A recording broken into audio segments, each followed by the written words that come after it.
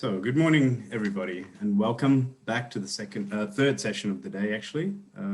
This session will be dealing with a very important part of the NPL landscape, which is real estate, in particular distressed real estate. So it's my pleasure to welcome all of you to this panel. I'm looking forward to it. And the panel will be hosted by Mr. Yannis Daskalakis. And I will now hand over to you, Yannis, and look forward to this discussion. Thank you. Thank you, Martin. Hello, everyone. Welcome to our panel discussion in the distressed real estate market.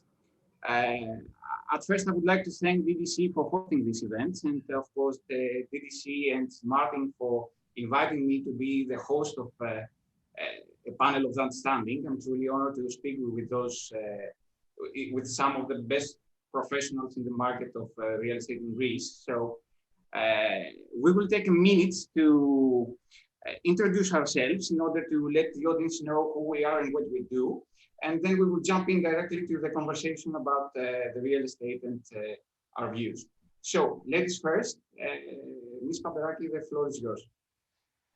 Good morning, everyone. Nice to be here, and thank you for the invitation. My name is Lila Pateraki. I'm the head of real estate for DoValue Greece.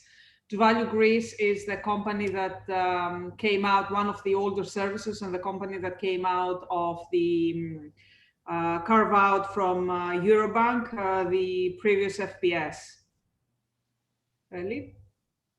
Ms. Kakoulou?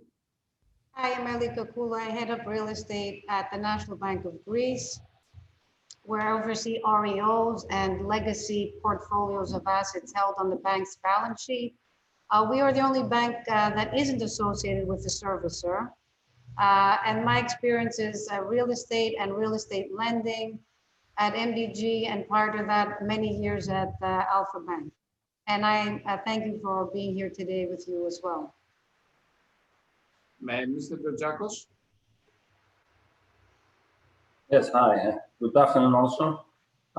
Again, my name is Konstantinos Georgiakos, and I'm heading Interim Real Estate Services Company, a newly formed entity that provides real estate services from A to Z to the Greek market. My background goes back to more than 2 decades in various sectors and markets within the industry, such as US, the UK, all over Europe, and in various positions, finance, equity side, and advisor. Dr. Moudis? Hi, my name is George. I'm the managing partner of Delphi Partners. We're a real estate asset management firm based in Greece, Cyprus, and a small presence in Italy and the UK. And essentially what we do is that we offer a turnkey solution when it comes to real estate asset management, from underwriting up until monetization of the assets, working with a few guys today on the panel, all the local banks and the institutional investors that they buy NPLs. Mr. Fanos? Hi, everyone, and thanks for the invitation. My name is Yannis Fanos. I'm a partner in Arbitros Real Estate. We offer holistic services in the real estate sector to mainly institutional and private equity clients. Our main focus in the area has been on the underwriting side, on buy side and sell side recently. So either supporting funds who are looking to buy these portfolios and help them value those portfolios, or on the sell side, preparing them for a sale mandate, and also very active on other fronts, from the due diligence, technical and commercial, to actually doing things on the ground, from development, capex management, and asset management.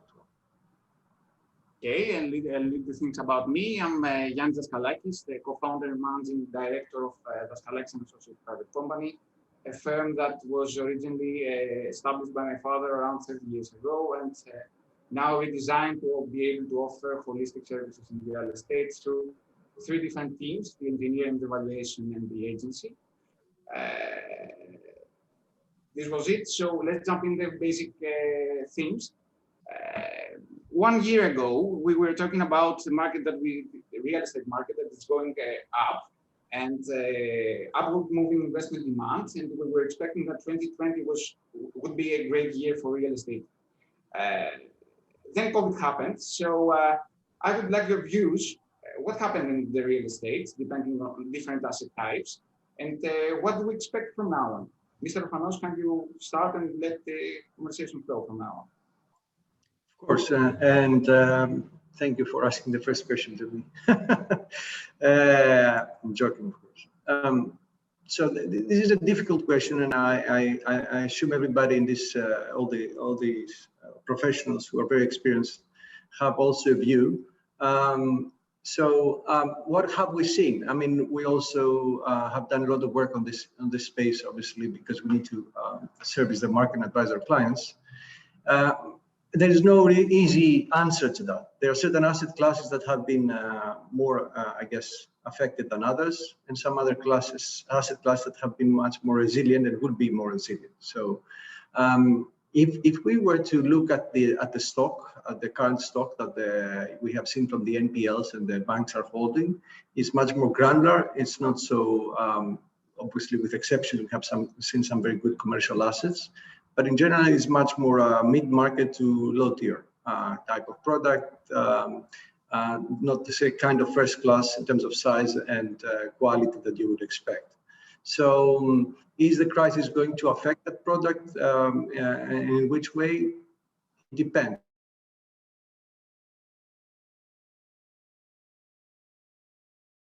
Of the economic impact, but also because things are changing, and e-commerce is also picking up and will continue to pick up. And now that people are getting much more familiarized, go back the same way they were before, just physical space retail. So some of that will be impacted. Would the hospitality be impacted? Certainly will be impacted. Certain markets more than others, but this is more short term. So come back if not next year, 2021, 2022, and definitely 2023. Assuming, of course, we're going to have the vaccine by some point in first Q1 for everybody to be able to use Q1 2021. But what we see is also secondary office will definitely be impacted. That doesn't have the technology, the virtual meeting room space, and the health and wellness aspect have not been addressed. So yes, there will be an impact there. But on the other hand, you have logistics. You have doesn't matter if the quality is not great, especially if the location is great. You have also residential. Again, this is just quality questions, not to do with pandemic. People will obviously understand how important to have a nice place to live and work from nowadays. So anything that makes sense would definitely have demand, and people will actually understand that they should be spending more on where they live and where they are. And that we have seen that. I spent a lot of time in London. I split my time, so I have seen that in London actually. Even in the last few months, there's a big trend of people moving out from the center and looking for space outside, or better office, or better space to live. And obviously, we all know that in these big cities, space is not the first thing you look at. It's more about the location. So yeah, in a nutshell, I think different asset classes will be impacted differently, and therefore valuations need to be. You cannot have how can I put it? An answer to okay, everything will go down 10%. I think you need to look at every asset class, every location, every type of asset, to make up your mind. But logistics and residential definitely are going to be more resilient. If I may add to that, I think it's interesting to see what happens worldwide in real estate. And we have seen even during the COVID period, that transactions continued. Yes, I'm talking about investment, not necessarily NPL stock, but there are some interesting things to get information from. So we've seen that transactions in the world or in Europe have continued. Volumes are quite significant, and although there was a delay between March and June, July, a lot of transactions picked up in July, August, September onwards. Yes, there was a repricing in all transactions, and it was mostly investors' perception that due to COVID there should be repricing. But I guess we're not sure where that would go moving onwards. It's also interesting to see because we talk about residential, we talk about logistics or big boxes that have shown a lot of resilience in the market so far. But for example, I was reading the other days that it was a holiday in the beginning of October for China, and there were some millions of people traveling around China for the holidays. So hospitality is currently suffering. I'm not sure how long-term that would be, because people have a tendency to travel, and therefore if you confine them in an area for a long period of time, then I think we will see the opposite effect once traveling and once the situation is normalized and people are no longer afraid. And as far as offices are concerned, there's a lot of discussion about the new way of working, that of course a lot of people are working from home and all that stuff. But don't forget that this has been implemented, and it's not so much in Greece, but again, looking worldwide, this has been implemented for a number of years in other countries. We were talking about hot desks in Europe for the last 5-7 years. And at the same time, what the pandemic has done was increased or put new norms in terms of increasing the space between desks. So you might, even in Greece, find out that companies will need less people to host, even if we're going with hot desks, into a specific location, but because the distances would need to be larger, then we will end up with pretty much the same square meters of use of space in order to accommodate, half the people. So I don't think the verdict is out as to what will happen in real estate due to the pandemic and due to COVID, but I think there are positive and minuses that will balance out, with the most important for me being the fact that there's a lot of money that has been raised for real estate over the last couple of years, and that money will need to find its way into assets, and therefore eventually it will drive prices up, just because there will be no product.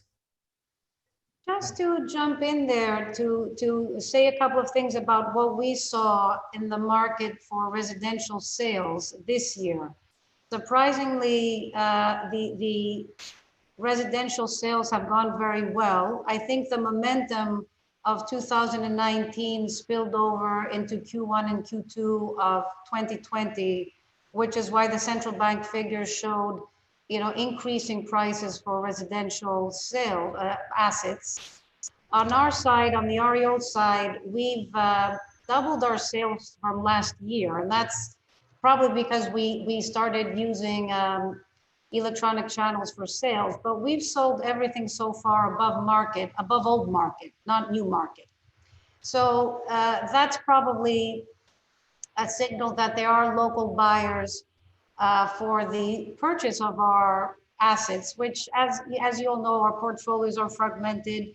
We have thousands of assets spread out all over the country, from the northern part of Greece through the island. So you always have local interest. We haven't seen, foreign investors, obviously, in the residential market after a small pause for the golden visas and the Airbnb, but sales for REO residentials, which for about 50% of our portfolios, are going well.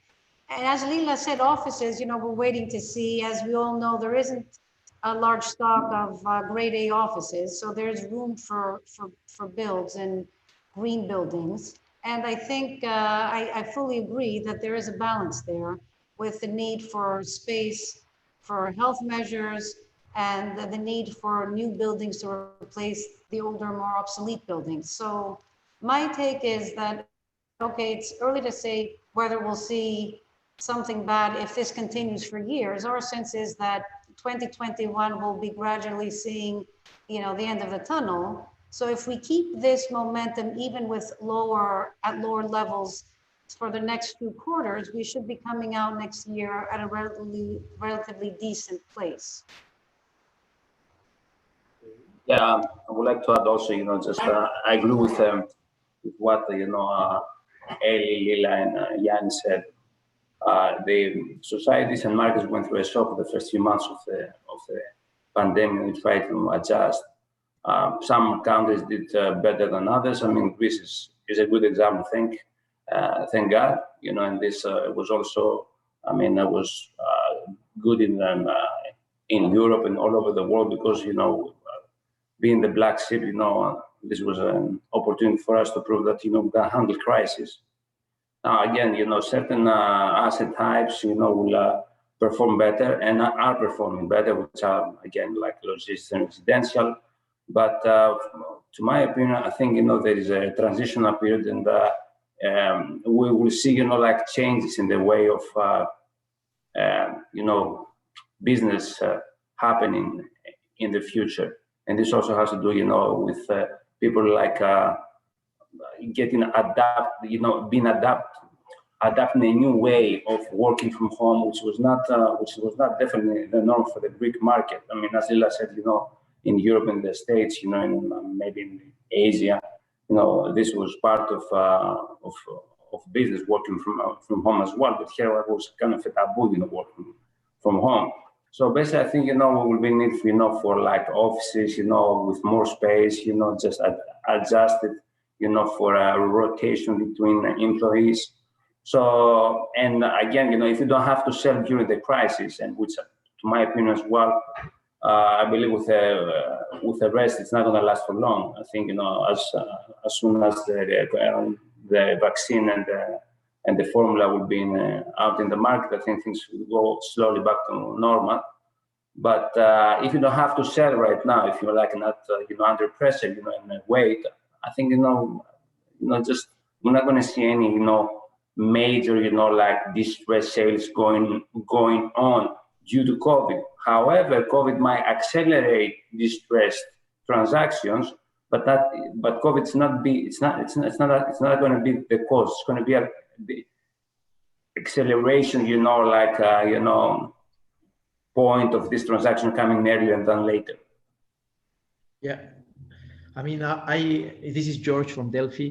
I will agree with Lila and Eli and the rest of the panelists. I mean, what we have seen is that working with 4 banks and 3 services in Greece is that despite the fact that we had all the issues traveling and foreign investors, despite the fact that you could do virtual tours, all the demand that came from granular REOs came from locals. And we have seen that they're willing to pay at market value, sometimes above market value, especially granular real estate.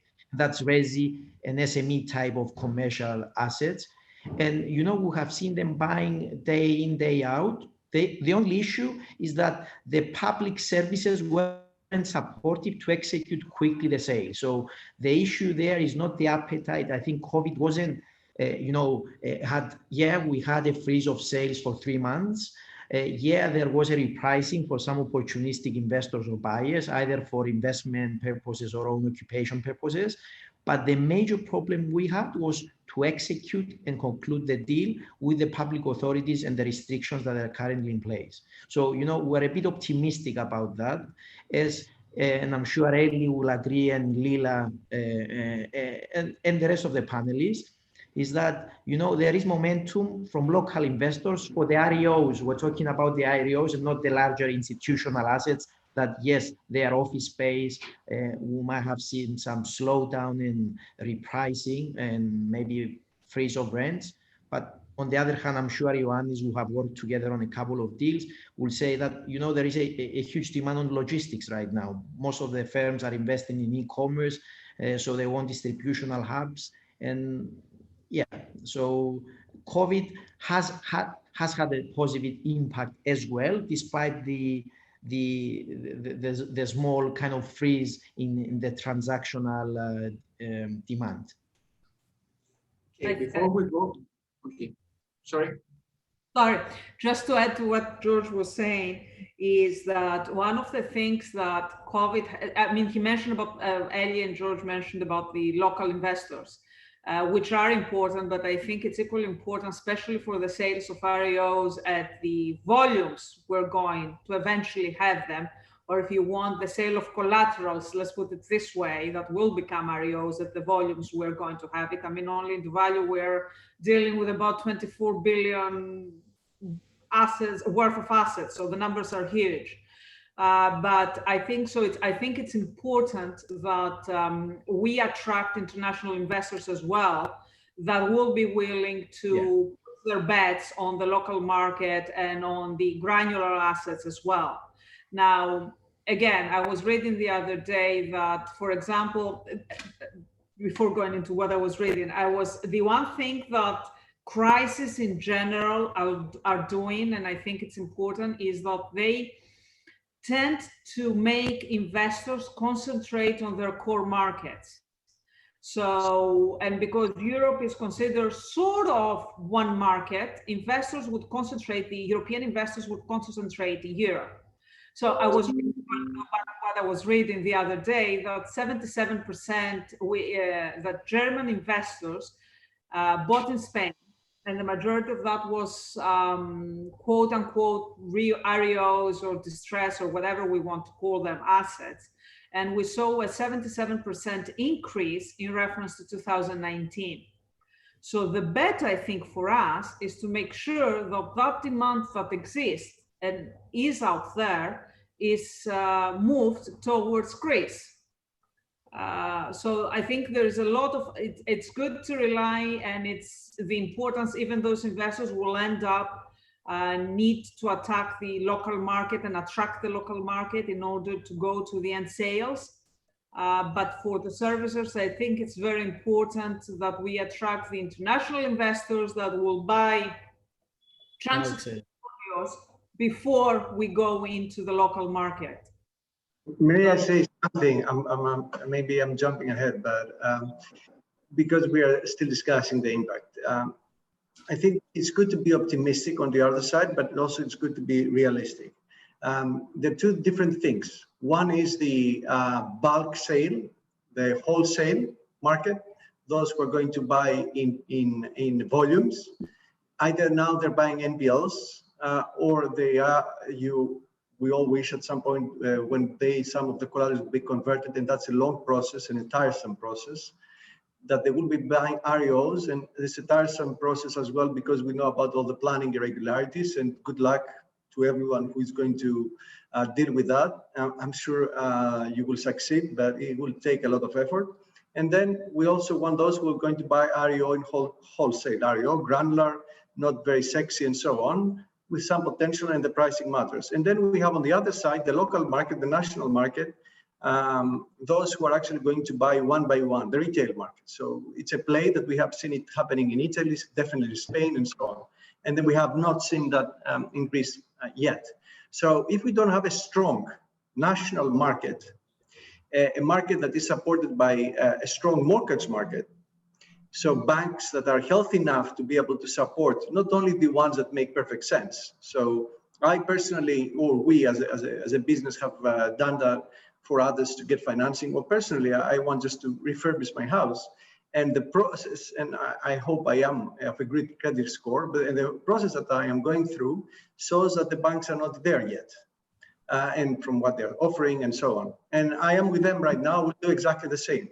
So the two fundamentals that we expect to see before that's kind of optimistic, which obviously we all want to be optimistic, scenario prevails, is that we need to see a stronger national market, which means growth, consistent growth, stable growth.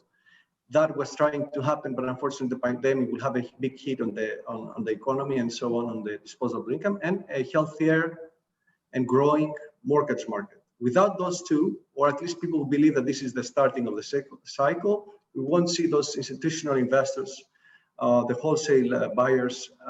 So yes, money are around, but why would they go to Greece if distress is happening in other markets? So we need to be clever, and we need to find the right product with the right pricing to offer it to them. We have to make their life much easier. And I go to George's points, and I finish here, is that, of course, the ecosystem and the public service as well need to be part of that game and not create more obstacles than the one they have created in the past. And I'm much more hopeful now that we have a government, I would say, that is listening and understands a lot of those issues. I just want to add something here. You know, why funds will come to Greece? You know, basically, if you I've been following, you know, the sovereign bonds and the yields, you know, like from prime assets, and one can see, you know, clearly that, you know, between like the Greek government bonds, DGBs, and the yields. I mean, I would say that, you know, let's say of the CDB Athens, we see them as square, you know, like Vasilis Sophias around the area. There is still, you know, like spread, you know, compared with other countries, you know, like Italy, Spain, Portugal, you know, Ireland, which the spreads are really, the spread between the government bonds and the yields have been really, really compressed. However, I could not agree more than Yannis that financing liquidity and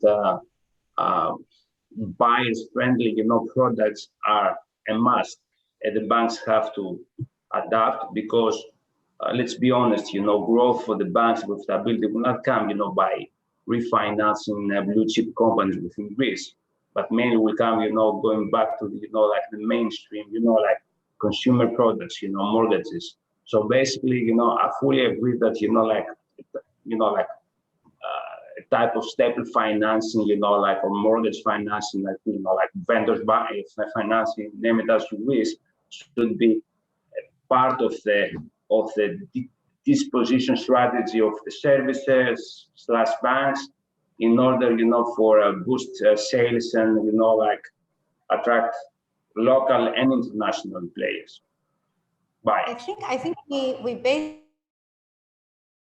REOs versus NPL portfolio sales. We have now again a little over 60 billion still, you know, in NPLs to get rid of. Now REOs are a tiny portion of that market, and it's the organic reduction that the banks do in parallel with the sales. So we're all selling billions in NPL portfolios, and an amount which is small. I mean, it's not fully disclosable, but all four banks together are circa 4 billion. So 4 to 5 billion, we can do the math. That's a tiny fraction. And why? Absolutely, as both Lila said, we need to attract investors. Yannis as well is right, because one-by-one sales are very painful, not only for the banks, but if you think about the funds buying the portfolios, eventually loans that aren't restructured will have to be liquidated. So there's a future REO bunch going off into the fund world, which is still going to hit the market at some point in time.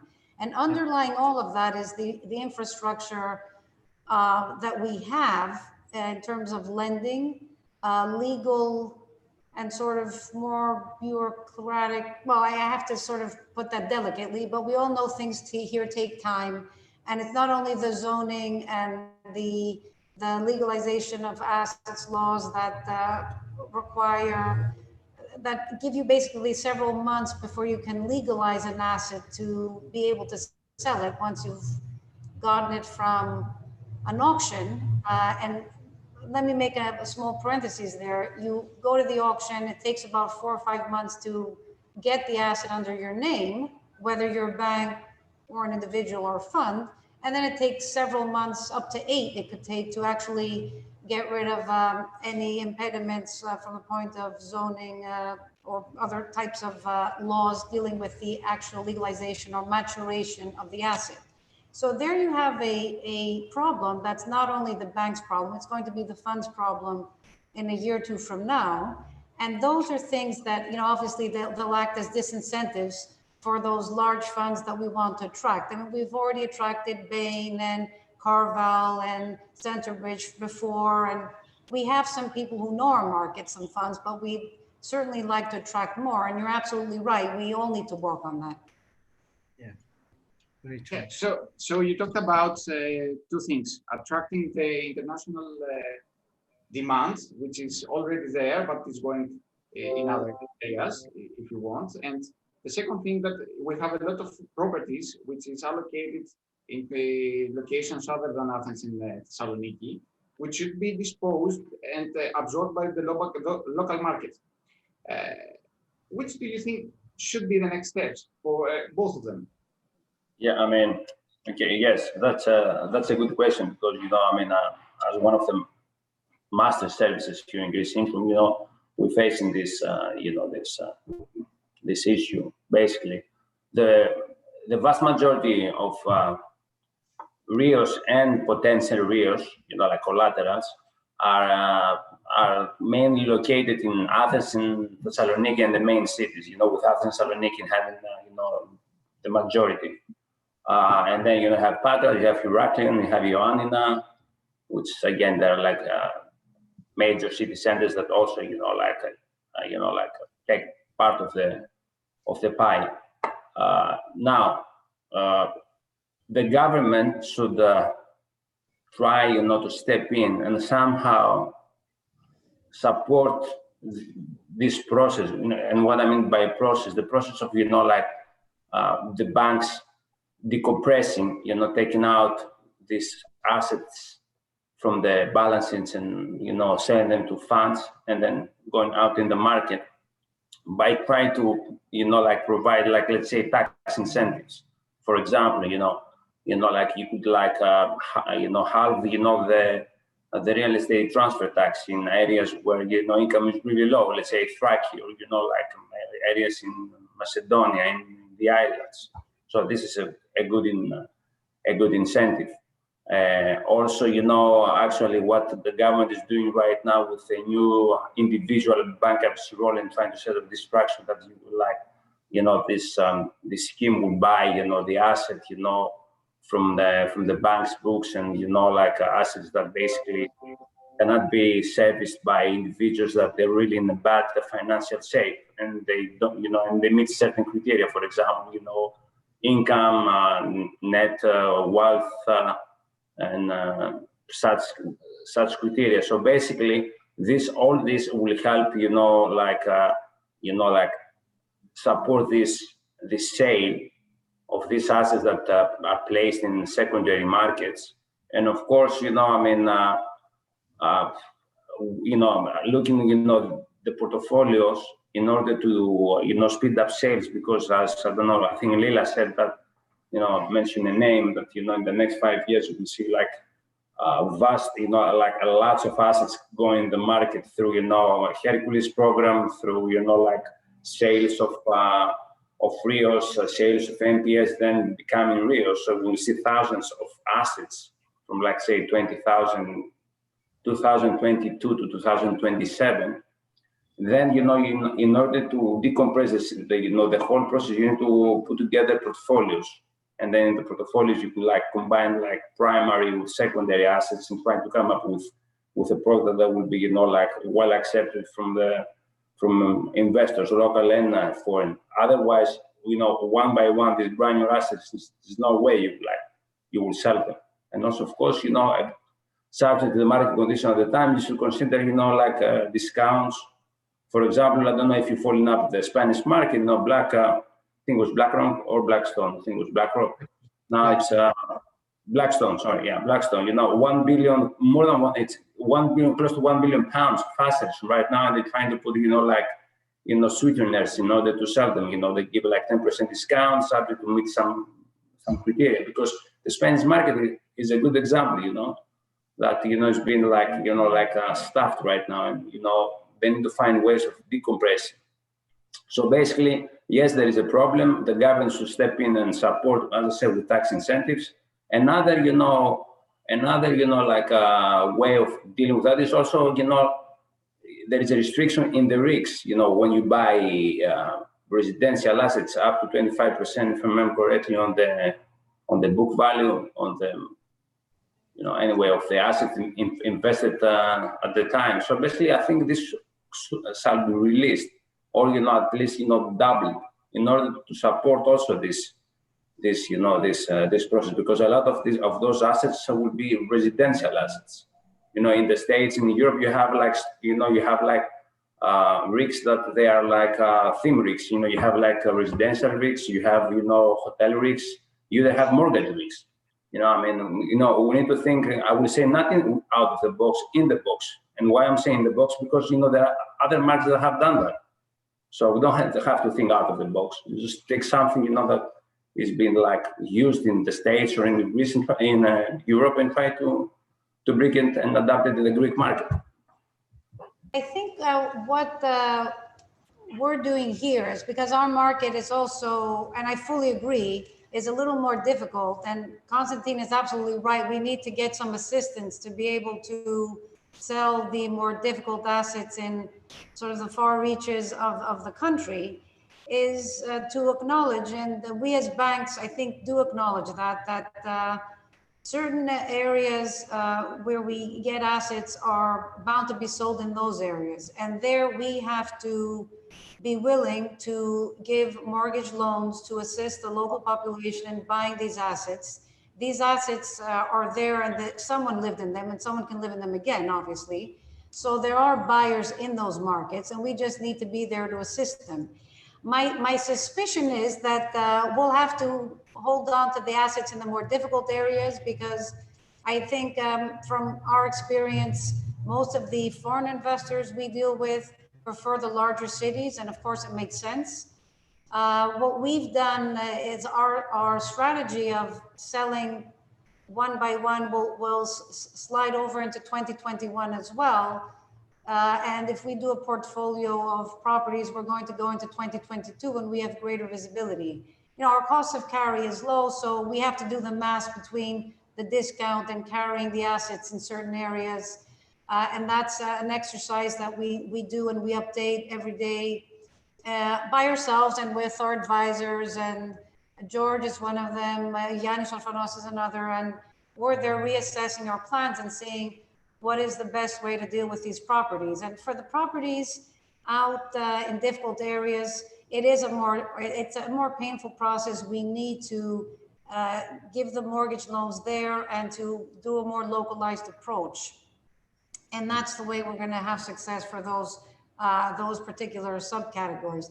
As for the portfolio breakdown, it certainly is that. And I think everyone's portfolio has circa 50% resi, other people have 60%, 65%, and about 50% or a little bit more is in the Attica and Thess areas.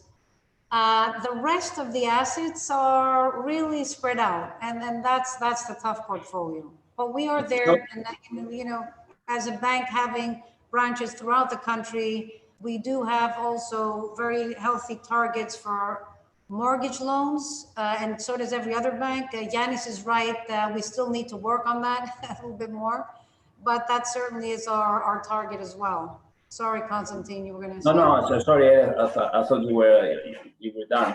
I'm just saying, that we saw, like a very, like good and successful example from Eurobank when they sold, like Opus and Star.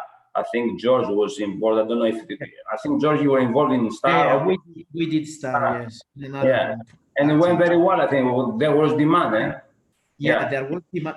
I was going to mention that. The issue was that all those assets sold were legacy assets, right? And they were 700 plus. So the legacy You're talking assets. About Star, eh? You're talking about Star now. About Star, yeah. We sold Star. The problem we're having now for bulk sales, and we had 2 bulk sales with 2 systemic banks, and all have been cancelled for 2021. Hopefully, we'll start the first Q 2020.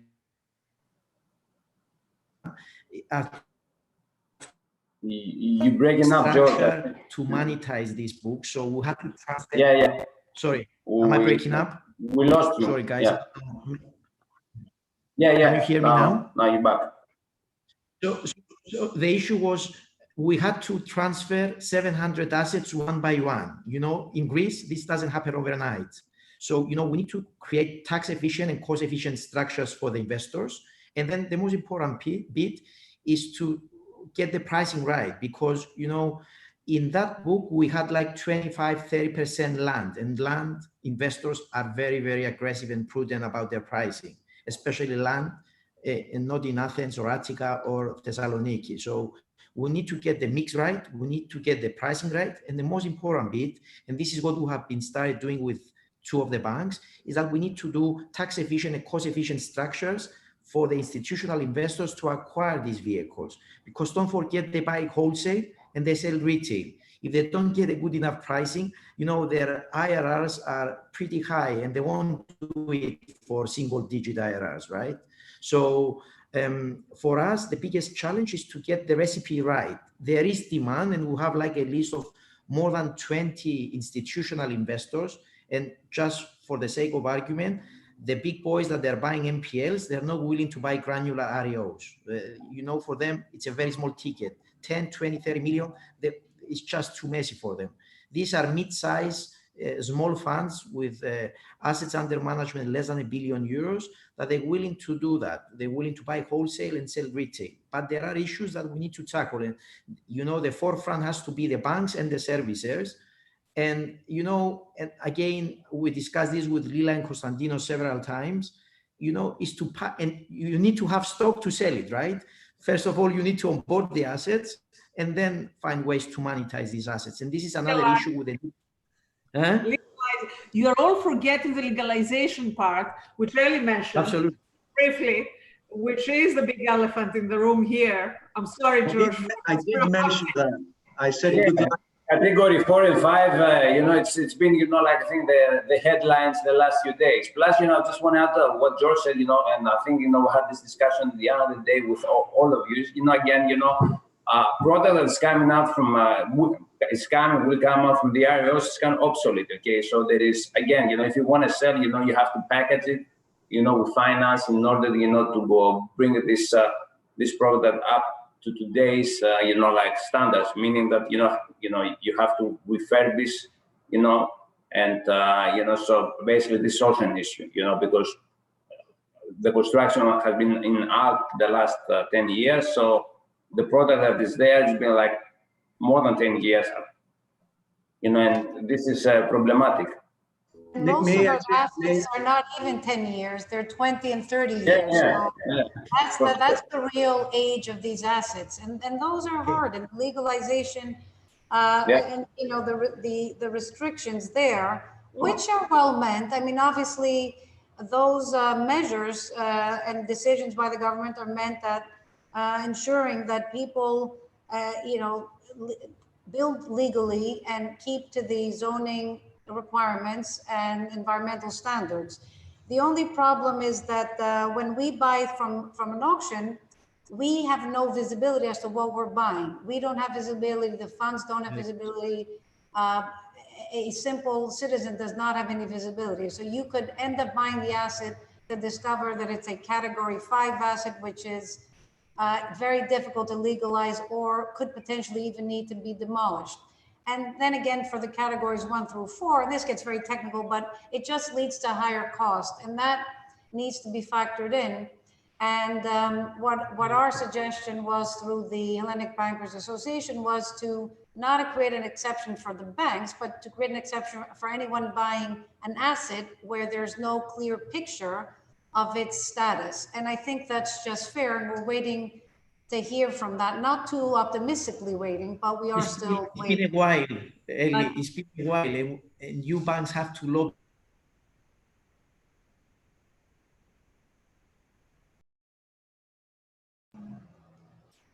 George? The banks need to be a bit more aggressively on that front and lobby the government so as this get implemented yesterday, because we have been discussing this for the last 2 or 3 years. And for the last few months. One thing to say though is, because we've heard a little bit of criticism here, we need to acknowledge the government measures taken in the spring. You know, I think it's phenomenally swift. The response of the government was phenomenally swift.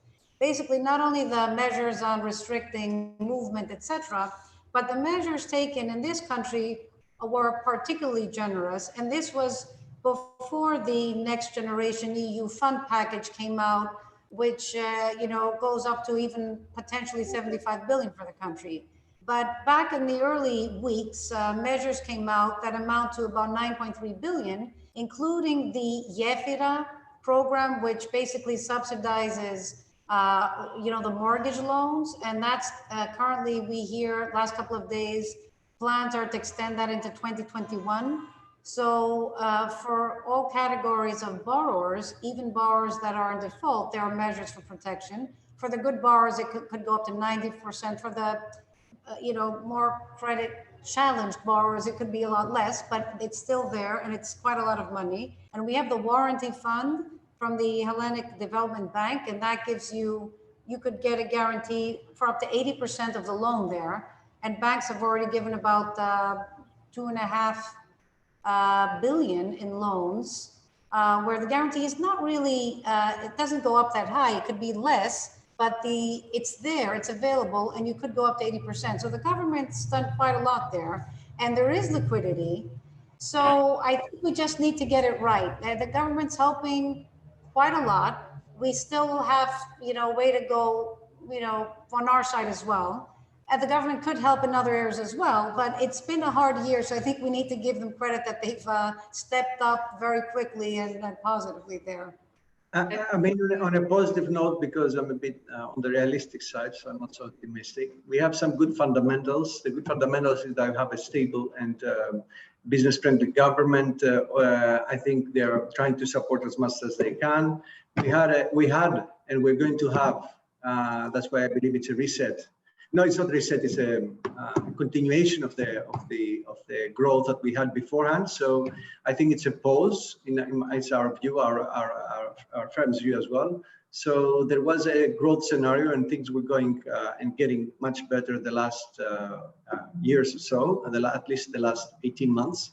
And that we expect to continue, especially when the good news from pharmaceutical trials come out, and we know that we have a vaccine in place. It's a matter of time that everybody gets that, and therefore the pandemic will be hopefully soon a distant memory. So we have some very good fundamentals. At the same time, the banks are willing to do something about it. They're talking about it to you. A lot of times they're thinking about out-of-the-box or in-box solutions. We have the services. They have been mandated to do something. They're right now dealing with NPLs, not legacy REOs. Some of them are dealing with legacy REOs. So on that front, I think we have a market which is moving, a market which is full with institutional people experienced and coming, also have worked abroad, which is really good. And I'm obviously talking about all the people in this panel. And I think the fundamentals and the basis is here. What we need is obviously give the product to those who are interested to buy or invest. And that product is essential to be found either, as we said, with some tax efficient structures or the right kind of portfolio mix. We cannot just put the low-hanging fruits, the Athens and Thessaloniki's assets and expect, and then we have to deal with the rest. We have to do a nice mix. Maybe, and I agree with the residential, logistics, or hospitality focus. So there's a lot of work needs to be done, and we're actually doing that work with the Greek bank. We are actually assessing the whole portfolio, splitting it up, and try to see what we can do. And if there's going to be another sale, it's a really good piece of tiresome work, but hopefully we'll come to an end of this soon. And then the last thing is actually support the local market at the end of the day. So it is not a simple thing, but definitely we have the right people, the fundamentals, and we can drive the solution forward. And also think that those who are buying NPLs are not going to buy REOs, and those who are buying REOs haven't really, we know the names, we have seen the people, we haven't really come to Greece yet. They might be looking, so we need to bring a new type of investors. And that's something we as advisors or the community, I'm talking the ecosystem, needs to work on and focus on to help our clients and the services and the banks to deal with the legacy and the forthcoming REO portfolios from the onboarding process. We have a question from the audience. So, which is the percentage of the category 4 and 5 unlegalized spaces in REO portfolios right now? I can tell you that in general, because we were looking into it, and there were some numbers published in the National Chambers of Greece, the technical, Chambers of Greece. So in general, I would say that the majority, if we are talking that the repossessed portfolio comes from auctions mainly, so repossessions through auctions. I will tell you that the majority of the assets, so about 85 to 90% of the assets that comes through auctions have illegalities that need to be legalized in the process. And I would say from those, about 30%, according to the Technical Chamber of Greece, is category 5. I don't know about category 4, but category 5, which is the category that you cannot legalize according to the new legislation, and the only remedy is to demolish the asset or bring it to the original condition. So that's about 30% of all the illegalities we see. So the percentage is quite high, assuming that the majority, as I said, that the majority of the REOs, that people won't be able or servicers won't be able to do something with the loan servicing, and then the collaterals behind the loans will end up being REOs in order to be able to be disposed either to portfolio buyers, real estate portfolio buyers, or to individuals. Without disclosing any, private information from our side, what we did as of last December, when an extension was given till the 30th of September for the legalization, is we, in our decision-making process, which involves a committee where the assets are looked at one by one, we were very hesitant to go and repurchase assets that looked as if they had a high level of irregularities. I think those irregularities, whereas you don't have clear visibility, you can suspect the level 5 when you have a even drive-by view. So you could actually avoid those assets. The problem is, so we have a very small percentage, to be honest. However, the point is not how much we have or somebody else has. The point is who's going to buy these assets that, as Lila said, they're there. Yeah. And in order for these assets to be purchased by someone, there has to be an incentive. So that's the whole issue there. The big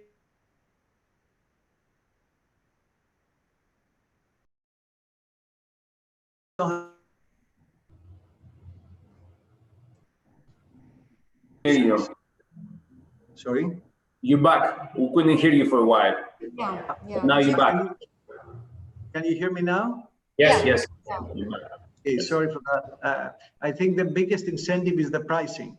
And what I mean by that is the right underwriting. And obviously, if we don't have perfect information, we are not magicians. Obviously, with no perfect information, don't have access to the site, and it's not a consensual process. We need to make some fair assumptions. And there are certain benchmarks that we use. I'm giving you an example about the illegalities of the properties. It's very big. It's a huge assumption to say that all of the property is illegal, and therefore it's a 5 in illegal. Therefore, we need to demolish the whole property. Or it's much more safer from all the things we have seen, because we are on the technical due diligence side. We do much bigger projects, and for like hospitality, we have seen a lot of things. And even for we have worked with some of the other servicers. They want to the low-hanging, and a transaction has closed like 1 year ago, 1.5 years ago, and has been agreed, hasn't been closed yet. And we have been involved in making sure that all the planning is right, and it still has taken 18 months. So having seen a lot of different cases, small and bigger, we can have some benchmarks on the illegalities, let's say 30 or 40% or 20% or 10%. So that's the pricing. And I think what needs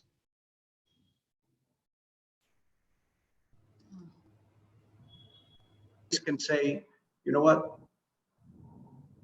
Yeah. Can you hear me? Or You're breaking up and now am I breaking up? What did you hear? Now you're back. Anyway, I stopped because I'm breaking out. What I'm saying is pricing is important, and in the underwriting, we need to make some assumptions on the illegality. And on a positive note, next year, or as soon as the information per asset is available in the digital site that is being prepared, where we will have the information on the assets, this will assist in seeing exactly what problems each asset has. The whole point here is to ensure assets are transferred, that there is a market for them, and that they're not just thrown out of the system, because we have to eventually buy them or do something with them. So I think the bottom line there is, as you all say, the measures need to be taken, some assistance needs to be given for this interim period. The price has to be right, so you don't want to end up paying more for it to discover that you should have paid less. So we need to work on that with the authorities.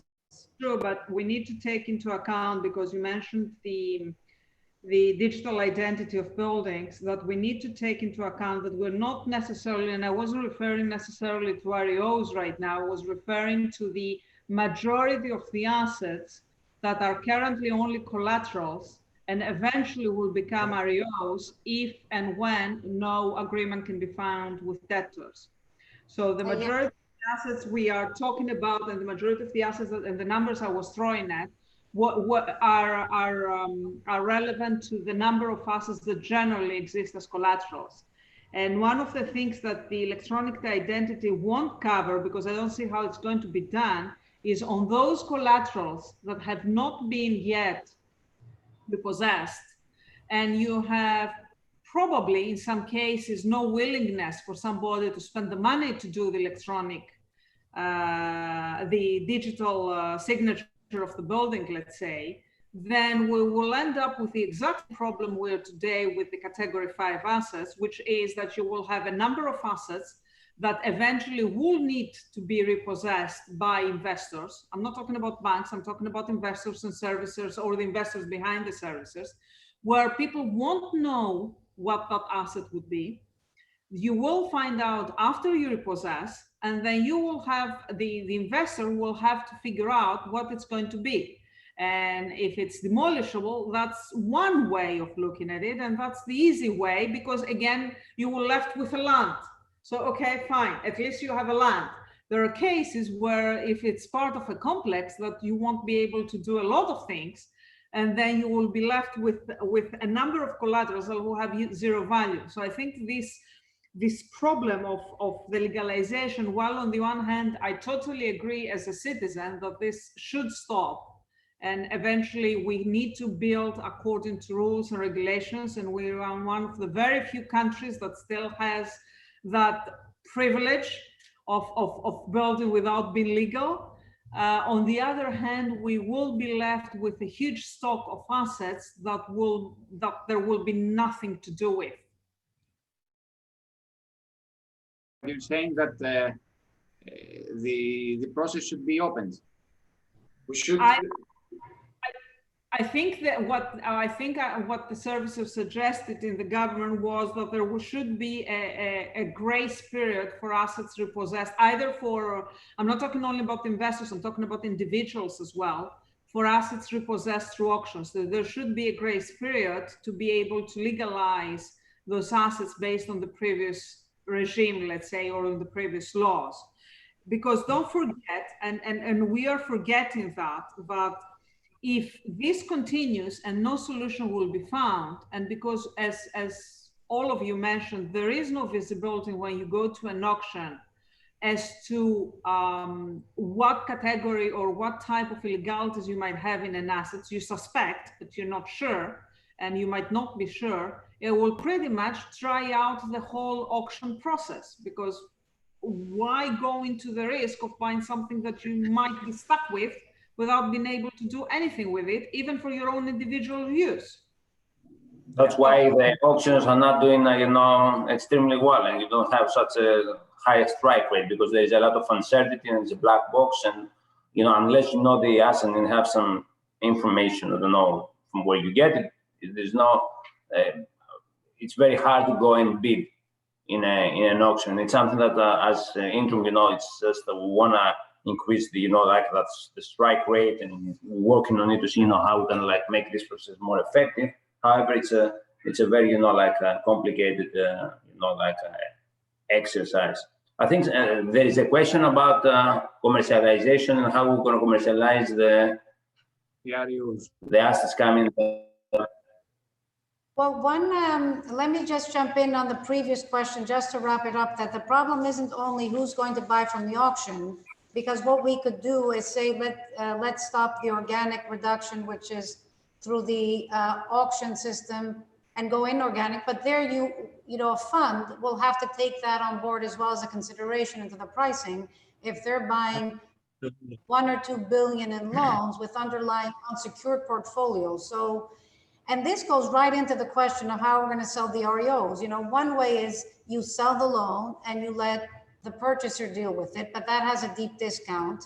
And the way these factors are adding up, it's not going to help improve that discount if we're putting in an additional factor, which is, you don't know what the cat dragged in or what's in, the underlying asset. But to go to the question of, it's a question how we're planning on selling our REOs as banks, the ones we've already repossessed.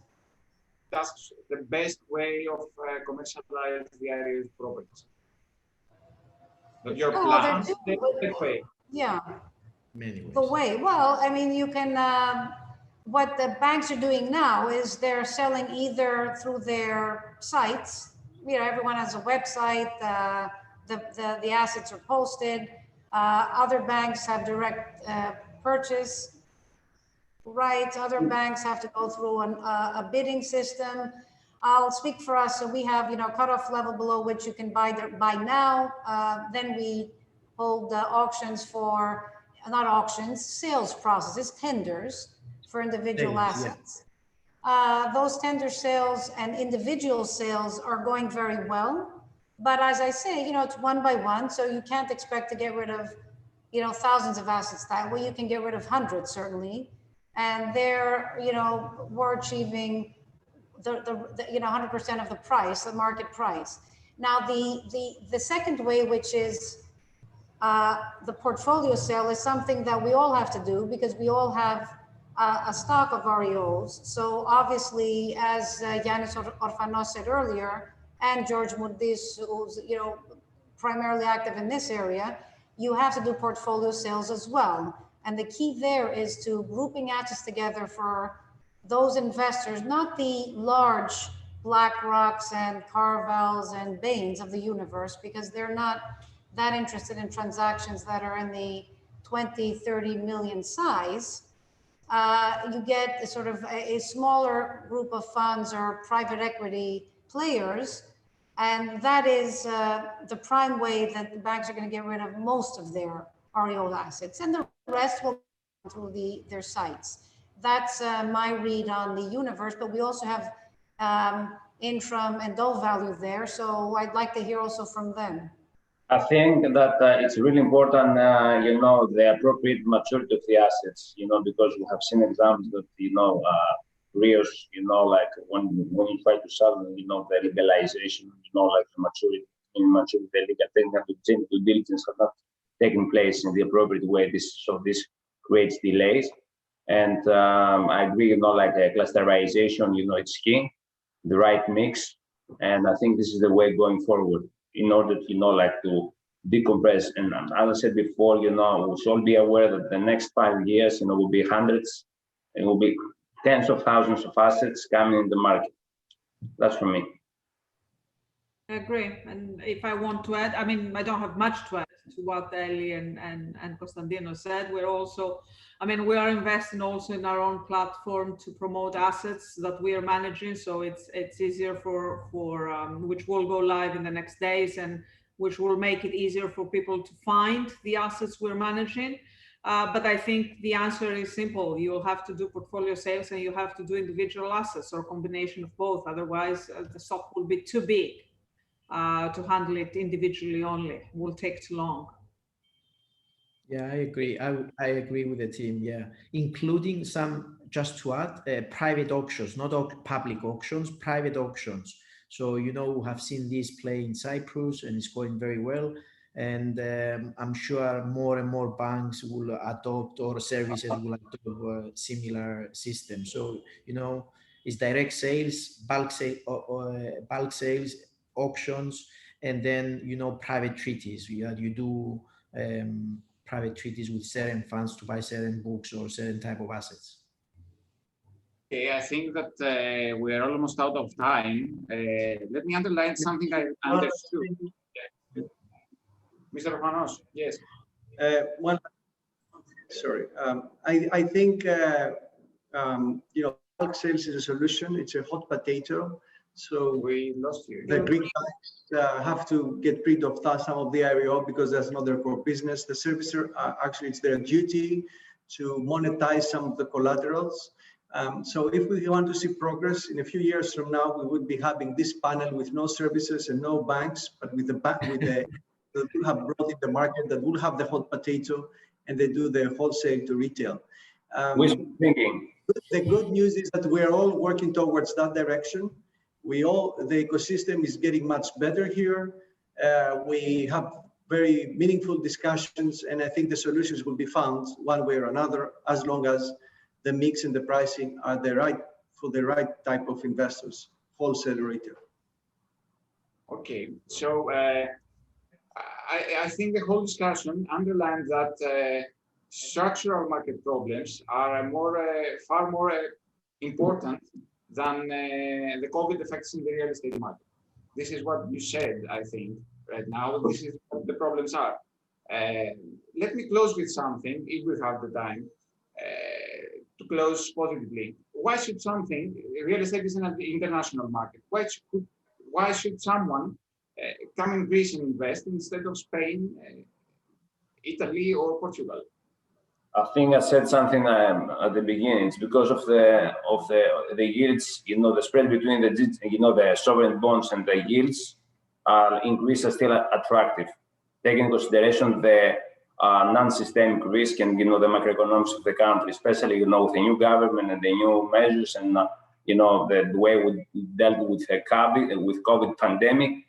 And so Greece is still attractive. There is again room for investors to. And there are certainly, Portugal, which yields are much more compressed than in Greece. And low capital values compared to other countries. Investors, apart from yields and the spread, they are looking at capital values. For better or worse, we do have very low capital values. The yields are not necessarily that low. I'm talking about investment product here when compared to other countries, but the capital values are significantly low. So when an investor can see that he can buy an apartment for 500 euros or 700 or 800 or 1,000 euros per square meter when compared to other countries, it seems like a great opportunity. And I think that's the prospect also we have in terms of bulk acquisitions. The government needs to improve the tax regime. The tax regime must be, improved and must be more attractive. And I'm not saying we're going to go like, Dutch, levels 10%, but I think it should be like below 20%, start getting like more attractive and making sense for investors to come in Greece. And I think the government is going towards that direction. And, I think we'll see it soon. And this will boost the market. and from my side as well, I think it is an EU country that still has attractive yields. As Lila said, there is an upside. There are government measures that need to be taken, but at the same time, the government is always there assisting the market. And this is the type of market we live in, whether it's assisting people from a social perspective or putting money in. The EU is a very generous next generation package, and that's going to go a long way in keeping businesses afloat, and the liquidity is there. So I think that all of these issues are very positive and will encourage investors in the medium term as well. I wouldn't say sea and sun. I would say about the growth story. Yeah? Sun and safety. So I think this is the 3 S: sea, sun, safety. And I think we have all 3. We score well on all 3 points, S's. And good food. It's not an S, it's an F, so basically it's a GF. Party notes on the good food. I thought of the good food, but it didn't go well with sun and sea. Yeah. The growth story. Things can only go up. We had years of recession. We had the biggest hits from the economic crisis. And now we have the fundamentals for a growth story, capital appreciation, And mortgage markets at the low levels can only go up. I think the fundamentals for things getting much better are here. So they will come at the beginning of the story. They won't come at the end or at the middle, as in other countries. So yes, there will be opportunities elsewhere, and I'm sure people will be looking elsewhere. But there is definitely a growth story, and definitely worth keeping a lot of them that came here. So we need to keep as well as bring more. Sounds good. Excellent. We can end it on this positive note. Thank you, Yannis, and George, Konstantinos, Lila, Ellie, and Yannis for a great job moderating. That was a really insightful and candid discussion, appreciated by myself certainly, and I'm sure the audience. So my thanks to you all. We'll stop for a lunch break now. I hope you can join us for the afternoon sessions. And yeah, thank you again.